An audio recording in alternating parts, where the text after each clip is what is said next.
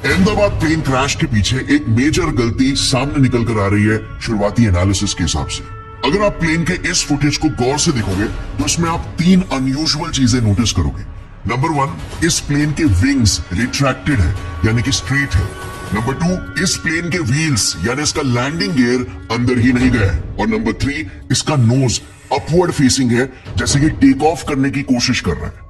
अब ये बेसिकली एक बहुत ही वियर्ड और कॉन्ट्रास्टिंग कॉन्फ़िगरेशन है, क्योंकि बेसिकली इस कॉन्फ़िगरेशन के हिसाब से प्लेन टेक ऑफ और लैंड दोनों एक साथ करने की कोशिश कर रहा है। देखो, नॉर्मली ना, और ये आपने भी देखा होगा, अगर कभी आपको विंग्स के बाजू वाली सीट मिली हो कि जैसे ही प्लेन टेक ऑफ करता है उसके विंग्स ऐसे बाहर निकले हुए होते हैं। ये है प्लेन की विंग का स्लैट और इसे कहते हैं फ्लैप। ये दोनों टेक ऑफ के वक्त यूजुअली 10 से 15 डिग्री का टिल्ट बनाकर एक एंगल ऑफ अटैक क्रिएट करते हैं, ताकि विंग्स एक कर्व्ड शेप बना सके और फ्लाइट को लिफ्ट मिले।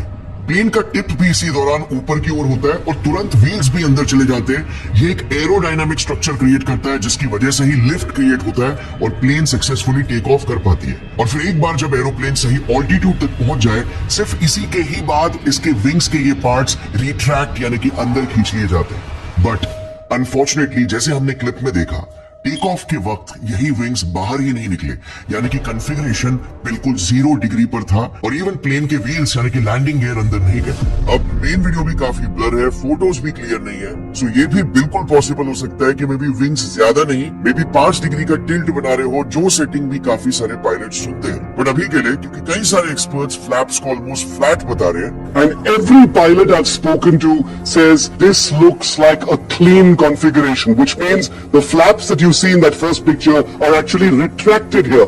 हम इस केस को पहले कंसिडर करते हैं हमारे एनालिसिस में। अब ऐसे केसेस में ना, भले ही अगर दोनों भी इंजन्स पूरी तरीके से काम भी क्यों नहीं कर रहे हो, जो कि एक अच्छा चांस है, कर रहे हो सकते हैं और मैं आगे बताऊंगा क्यों, बट फिर भी लिफ्ट ग्रेटली रिड्यूस हो जाता है, क्योंकि सिंपल फिजिक्स, ड्रैग फोर्स यानी कि रेजिस्टेंस फोर्स बढ़ जाएगा इस लेस एरोडायनामिक कॉन्फ़िगरेशन की वजह से। प्लस अगर तापमान भी बहुत ही गर्म हो, जो कि उस दिन था, 40 डिग्रीज था, तो इसमें लिफ्ट करना और भी ज्यादा मुश्किल हो जाता है, क्योंकि हॉट एयर की डेंसिटी कम रहती है, जो इफेक्टिवली लिफ्ट को प्रोवाइड नहीं कर पाती। और इनफैक्ट ऐसे केसेस में तो विंग्स को भी 20 से 25 डिग्रीज तक टिल्ट करना आइडियल रह सकता है।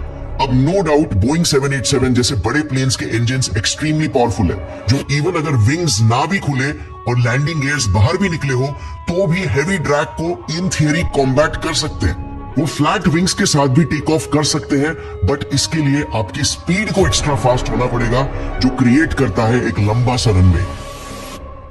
अब इस क्रेडिबल सोर्स के हिसाब से इस प्लेन ने एक फेयरली लंबे रनवे से ही टेक ऑफ किया था, अपना पूरा 3.5 किलोमीटर का रनवे कंप्लीट करके। मगर इसके बाद भी कोई 100% गारंटी नहीं है कि फ्लाइट सक्सेसफुली टेक ऑफ कर पाए, क्योंकि अगर किसी भी और फैक्टर की वजह से लिफ्ट थोड़ा सा भी कॉम्प्रोमाइज हो जाता है या ड्रैग बढ़ जाता है, तो प्लेन का क्रैश हो जाना लाइकली था। और इसीलिए अब हमें दूसरे फैक्टर्स को भी कंसिडर करना पड़ेगा, जैसे एयरक्राफ्ट का वेट, इंजन का टोटल परफॉर्मेंस, कि कहीं इंजन आधा या पूरा कॉम्प्रोमाइज तो नहीं हो गया था।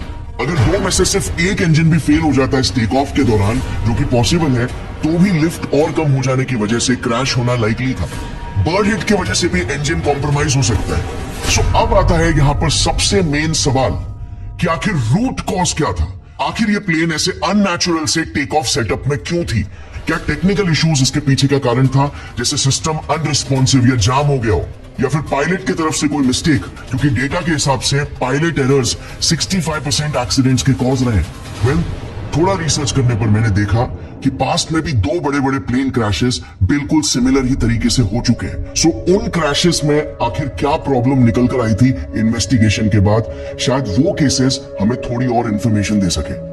20 अगस्त 2008 मैड्रिड स्पेन के रनवे 36L से एक मैकडॉनल्ड डगलस की MD-82 एयरक्राफ्ट 172 लोगों के साथ उड़ान भरती है और टेक ऑफ के बस 10 से 15 सेकंड्स के अंदर ही बस 300 मीटर उड़े वो नीचे क्रैश कर जाती है और इस हादसे में 154 लोगों की अनफॉर्चुनेटली ऑन द स्पॉट मौत हो जाती है। सो यहाँ पर एग्जैक्टली क्या गलती हुई थी? वेल, अहमदाबाद वाले प्लेन की ही तरह यहाँ पर भी विंग्स के स्लैट्स और फ्लैप्स नहीं खुले थे और विंग का पोजीशन एकदम फ्लैट था।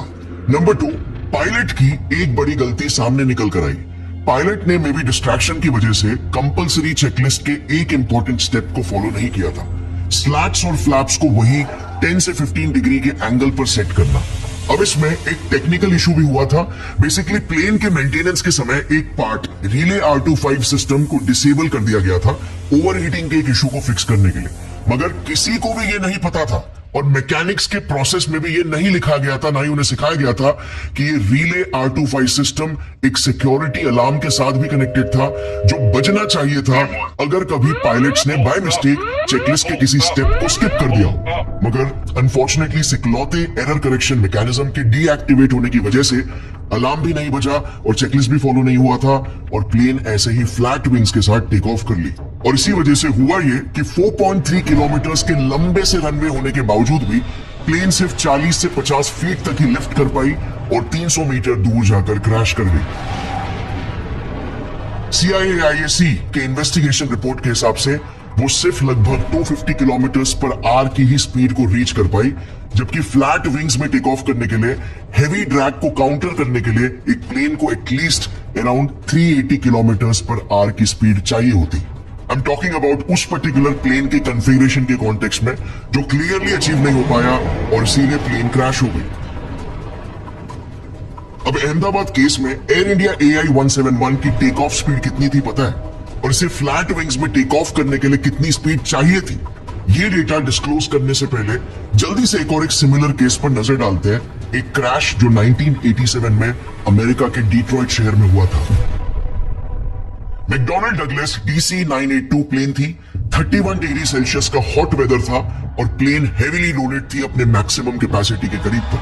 2.5 किलोमीटर के रनवे से टेक ऑफ किया। वंस अगेन विंग्स नहीं खुले, उसने रिक्वायर्ड लिफ्ट और स्पीड अचीव नहीं किया और 40 से 50 मीटर के ऑल्टीट्यूड और 800 मीटर्स की दूरी तय करके वो क्रैश कर गई। इस हादसे में कुल मिलाकर 156 लोगों की मौत हो गई और गलती क्या थी? Once again, human error and failure of alarm system. अच्छा, अहमदाबाद वाले बोइंग 787-8 ड्रीमलाइनर में एक बहुत ही स्ट्रॉन्ग अलार्म सिस्टम होता है जो बेसिकली मैनुअली ओवरराइड किए बिना प्लेन को टेक ऑफ करने ही नहीं देगा। ऑफ कोर्स टेक्निकल ग्लिच या इम्प्रॉपर मेंटेनेंस की वजह से डीएक्टिवेट हो गया हो। अगर आप एनालाइज करोगे ना तो ये दोनों भी नॉर्थ वेस्ट और स्पैनर एयरलाइंस वाले केस और अहमदाबाद क्रैश वाले केसेस बहुत ही ज्यादा मैच करते हैं। इसमें बस सिर्फ कुछ ही की डिफरेंसेस है। इन की डिफरेंसेस को मैं फटाफट एक एक करके लिस्ट करता हूं ताकि इस मामले में थोड़ा और डीप जा सके। नॉर्थ वेस्ट और स्पैनर वाले प्लेन्स हवा में सिर्फ 50 फीट तक के ऊपर लिफ्ट गेन कर पाए और 1 किलोमीटर के अंदर ही 15 से 20 सेकंड्स तक फ्लाई करके नीचे गिर गए।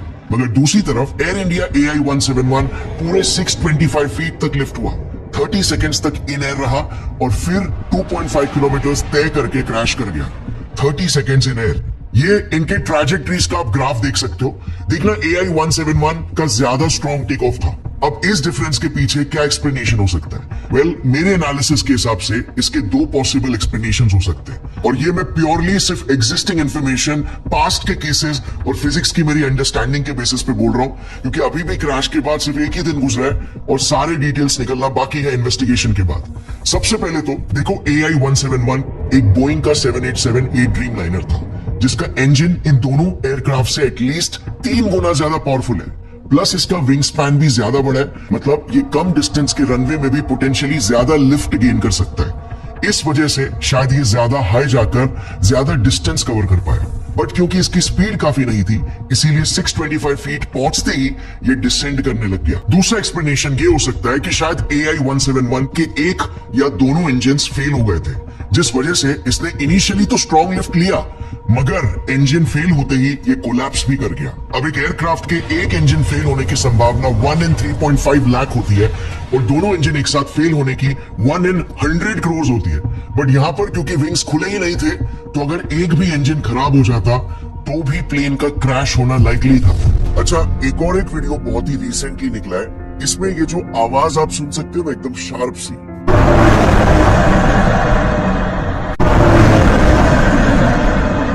ये टर्बाइन यानी कि चक्के के घूमने जैसी आवाज है और इस नए वीडियो को जूम करने के बाद एक हल्का सा डॉट भी दिखाई दे रहा है। सो ये आवाज और डॉट बेसिकली रैट यानी रैम एयर टर्बाइन हो सकता है जो बाहर पॉप हो जाता है डबल इंजन फेलियर या इलेक्ट्रिसिटी या इवन हाइड्रोलिक फेलियर्स के भी केस में।